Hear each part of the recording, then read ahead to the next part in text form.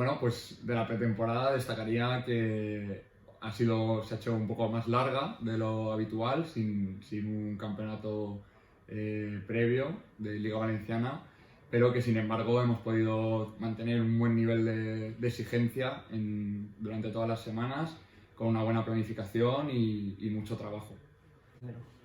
Yo creo que las sensaciones son muy buenas. La verdad que tanto a nivel de juego como de resultados estamos muy contentos con el trabajo y bueno, sobre todo con muchísimas ganas después de tanto tiempo sin competir. Pues espero un partido muy duro. Es un equipo contra el que no nos hemos enfrentado en esta competición, pero por lo que más o menos conocemos, es un equipo que aprieta mucho, que tiene un nivel de intensidad muy alto siempre y que van a tener muchísimas ganas de jugar igual que nosotros el primer partido. Así que un partido duro en su casa, pero vamos a ir a por todas.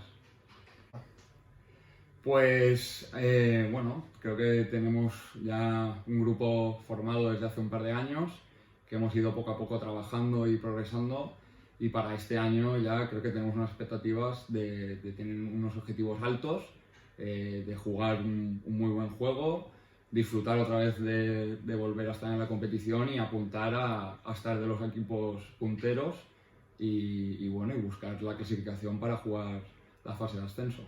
Bueno, yo también llevo ya unos cuantos años aquí, me siento muy cómodo en el equipo y bueno, mis expectativas son, pues como siempre, aportar todo lo que pueda al grupo, buscar dónde sumar y intentar hacerlo lo mejor posible. Por seguir apoyándonos, aunque sea a veces desde la distancia, viendo los partidos a lo mejor por streaming, pero que nada, que les sentimos ahí y que tenemos muchas ganas de disfrutar con ellos de nuevo en el Pladera.